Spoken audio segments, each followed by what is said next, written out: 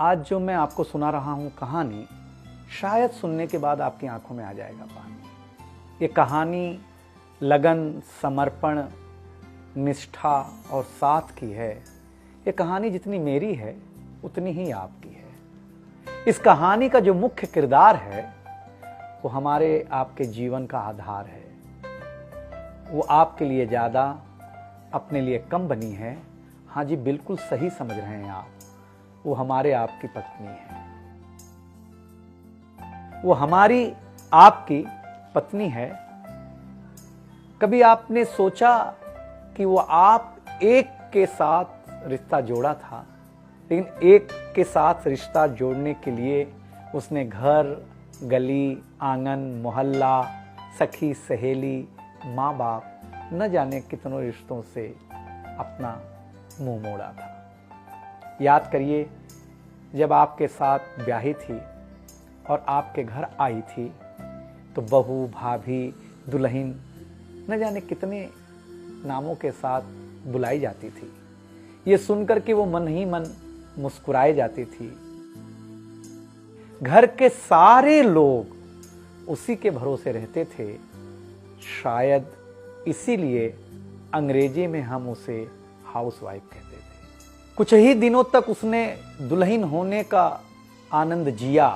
फिर झाड़ू, पोछा, बर्तन, चूल्हा, चौका, इन सब ने उसको जकड़ लिया। रोज हमारे लिए नाश्ते से लेकर खाने तक कुछ खास रखना, हमारी लंबी उम्र के लिए न जाने कितने उपवास रखना। कुछ महीनों बाद किलकारी गूंजी तो सारे ख्वाब सजे।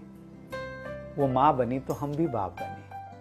जैसे जैसे वो उम्र की सीढ़ियां चढ़ती गई, जैसे जैसे वो उम्र की सीढ़ियां चढ़ती गई, जवाबदारियां कुछ न कुछ रोज बढ़ती गईं।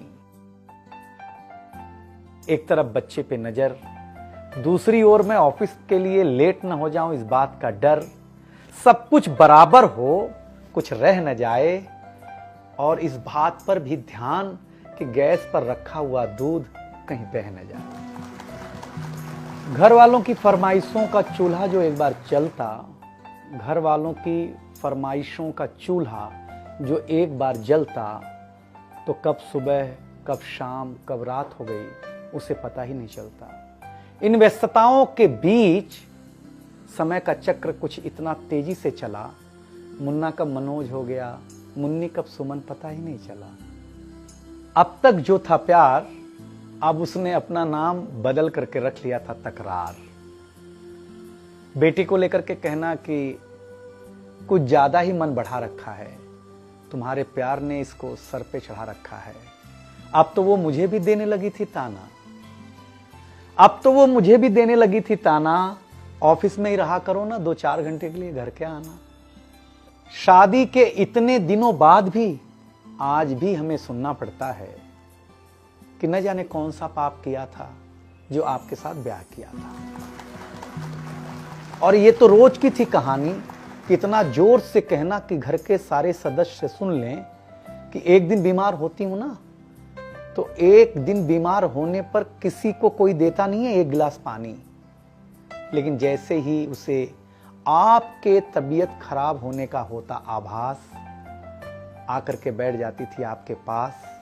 याद तो होगा ना, वो मीठी बातों के साथ माथे पर विक्स लगाना और साथ में कान में यह भी कहना कि कल सुबह अगर अच्छा ना लगे तो फिर ऑफिस मत जाना। लेकिन एक दिन समय ऐसे मोड़ पर ले आता है जहां बदल जाता है जिंदगी का ताना बाना।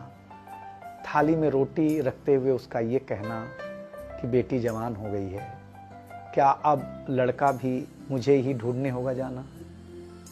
शादी तय हो जाने के बाद एक एक रुपया जोड़ना, पैसे कम पड़ने पर खुद का कंगन तोड़ना, सब कुछ हो जाएगा मुझे ढाढ़स बढ़ाना, सब कुछ हो जाएगा मुझे ढाढ़स बढ़ाना। विवाह का गीत खुद रोते हुए गाना। याद तो होगा ना आप लोगों को ये गुजरा हुआ जमाना। कुछ समय बाद जब हम जवाबदारियों से मुक्त हो जाते हैं तो कुछ ज्यादा ही धर्मयुक्त हो जाते हैं।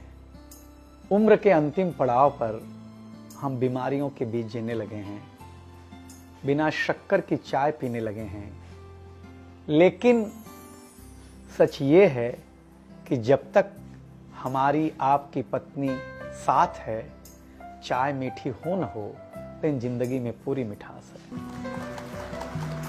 जबकि पत्नी के बारे में बहुत कम लिखा गया है, हर जगह माँ का ही गुणगान है। मैं मानता हूँ कि माँ महान है, लेकिन आपके जीवन में आपकी पत्नी का भी महत्वपूर्ण योगदान है। तो आपसे निवेदन इतना सा है कि आप अगर घर पर हों या घर पर जाएं, तो अपनी पत्नी का हाथ हाथ में रख करके संतोषानंद जी का लिखा हुआ एक गीत गाएं कि तू धार है नदिया की, मैं तेरा किनारा हूं, तू मेरा सहारा है, मैं तेरा सहारा हूं।